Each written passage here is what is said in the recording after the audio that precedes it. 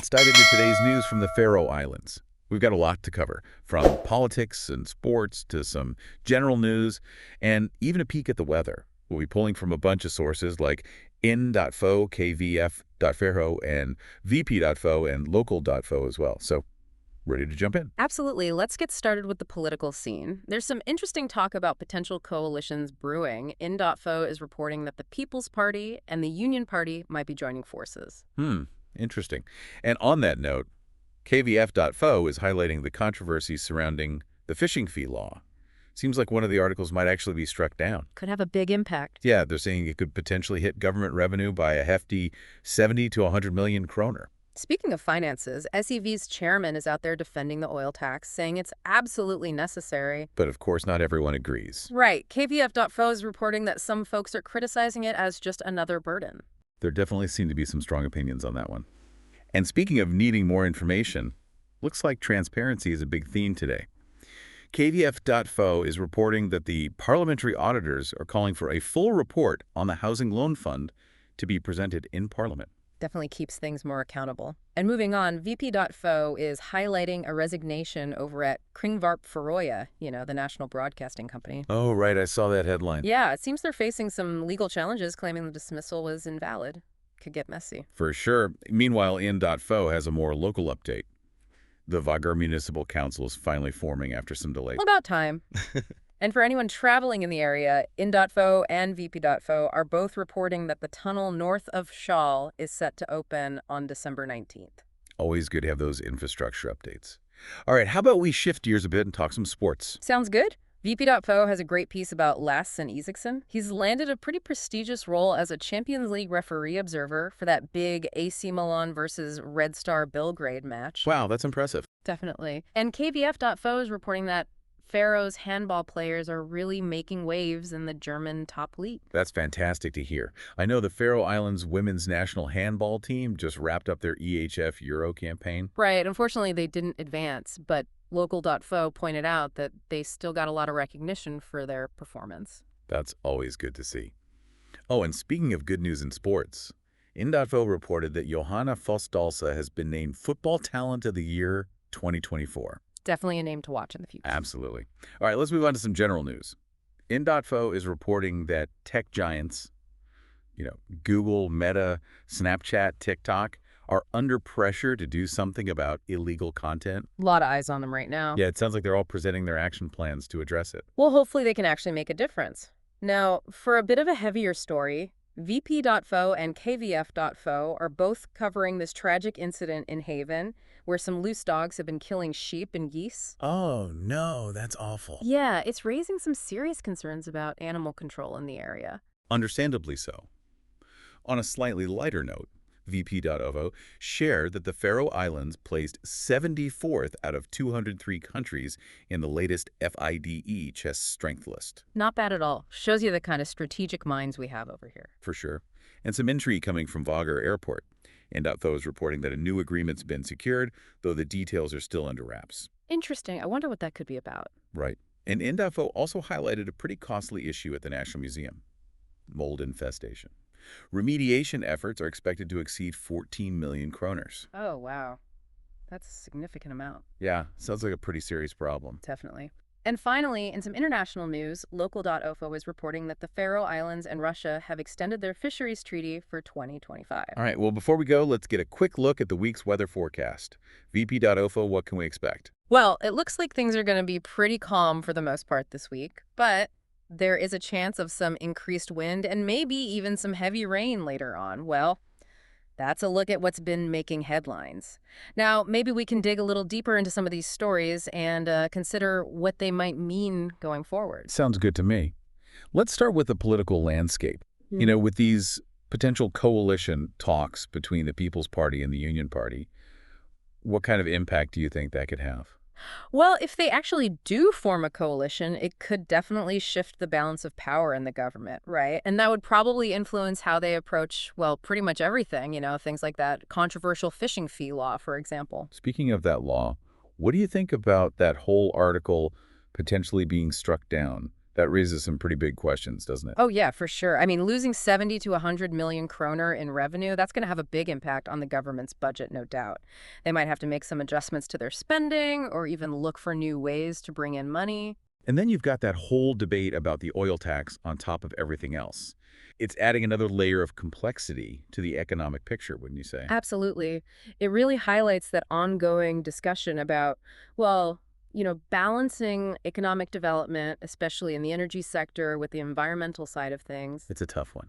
And it seems like transparency is becoming a pretty key theme here, with the parliamentary auditors asking for that report on the Housing Loan Fund. Definitely seems like there's a growing emphasis on making sure that public funds are managed responsibly and that everything's out in the open. Makes sense.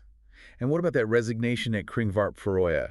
With those legal challenges and everything, it really brings up some important questions, doesn't it, about media freedom and how the whole national broadcasting company is governed. It'll be interesting to see what happens with that. Could have some big implications for Føroyar down the line. Definitely. Now, switching gears a bit, it seems like there's some positive news on a more local level, that Vágar Municipal Council finally forming after all those delays. I bet people are relieved about that. Local governance is really crucial when it comes to addressing the specific needs of different communities. Absolutely. And then we have that tunnel north of Shell that's opening soon. Should make difference for people traveling around, I'd imagine. Oh, yeah. Infrastructure projects like that always have a ripple effect, you Yeah. know? Transportation, the economy, even daily life for the folks living nearby. Definitely. Now, in the world of sports, it's got to be a point of pride for the Faroe Islands to have Lasse Isaksen in that Champions League observer role. It's a big deal. Shows you how Faroe's talent and expertise are getting recognized on a bigger stage. For sure. And the success of those Faroes handball players in the German top league. That's fantastic news. Definitely. Not only is it a boost for national pride, but it's also inspiring for all the young athletes coming up. You're right about that. And, even though the women's national handball team didn't advance in the EHF Euro, it sounds like they still made a good impression. They did. They gained some valuable experience and really showed what they could do.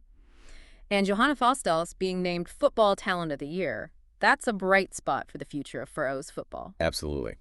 Okay, stepping back to some broader news, now it seems like all these tech giants, Google, Meta, everyone, they're under pressure to deal with illegal content. It's a global issue, that's for sure. And it really highlights how interconnected everything is online. Exactly. Now, on a more local level, that incident with the loose dogs in Haven is a real tragedy. It's heartbreaking, and it definitely raises some concerns about responsible pet ownership and how we manage things like animal control. For sure.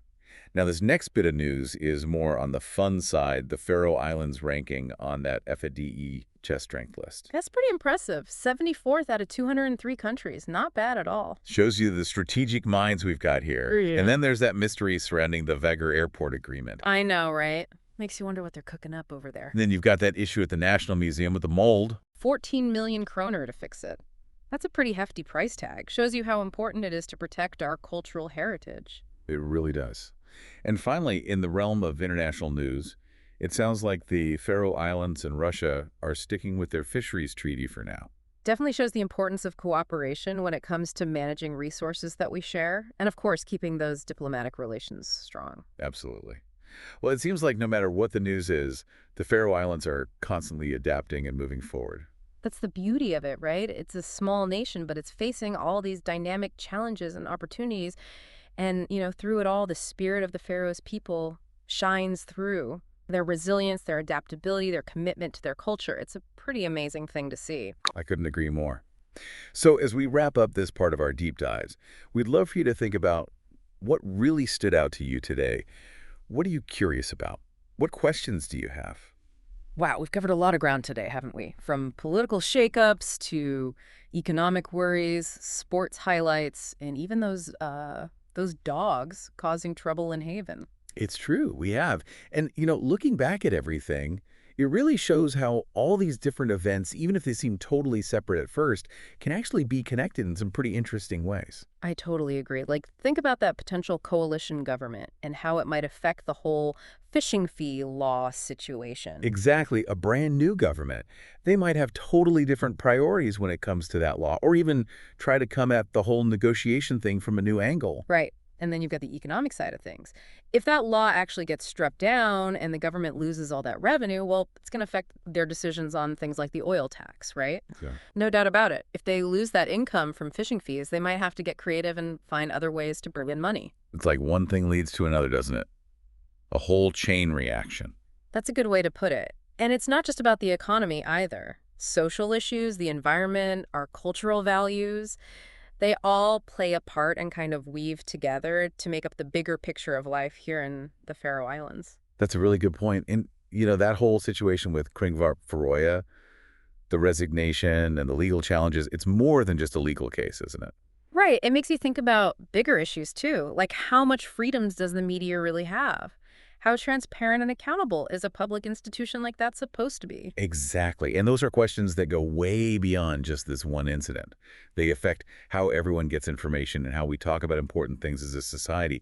Oh, and that tunnel they're building north of Joel. Sure, it's an infrastructure project, but it'll probably have a pretty big impact on the communities it connects, right? Oh, absolutely. Think about it. People's commutes, how businesses develop, even how people spend their free time. Yeah. It could change a lot of things. For sure. And, it's great to see all the success Faroe's athletes are having, whether it's football or handball. It's got to be a real source of pride for everyone here. It is. It's not just about winning either. When our athletes do well on a bigger stage, it shows everyone what the Faroe Islands are all about: our talent, our determination. Plus, it's super inspiring for all the young folks who dream of playing sports. So true. And even something like our ranking on that chess list, it tells you something about who we are, doesn't it? It shows that we value strategy and using our brains. Exactly. It's a reminder that there's more to the Faroe Islands than meets the eye. Now, that incident with those dogs in Haven is a reminder that, well, sometimes things don't go as planned. It's definitely a sad situation, but it also brings up some important conversations about, responsible pet ownership and how we can protect both our animals and our communities. Absolutely. And speaking of protecting things, that mold problem at the National Museum, it shows how much work goes into preserving our history, doesn't it? It really does. 14 million kroner. That's a lot of money, but it goes to show how important it is to take care of those places that hold our memories and our heritage. Couldn't agree more. And that fisheries treaty with Russia, it's a good example of how countries have to work together, especially when it comes to things we all share, like natural resources. Definitely. It takes diplomacy and finding common ground, even when things are complicated, and it shows that the Faroe Islands are playing an active role on the world stage. Well, as we wrap up this deep dive, it's clear that the Faroe Islands are a really dynamic place. There are always challenges, but there are also so many opportunities. And through it all, the people here are incredibly resilient and dedicated to keeping their culture and way of life strong. That's what makes it so fascinating, right? It's a small nation, but it's constantly evolving, and it's got this incredible spirit. I couldn't have said it better myself. So that's it for our deep dive today. We hope you found it interesting and maybe even sparked some new questions in your mind. Thanks for joining us. Thanks for listening.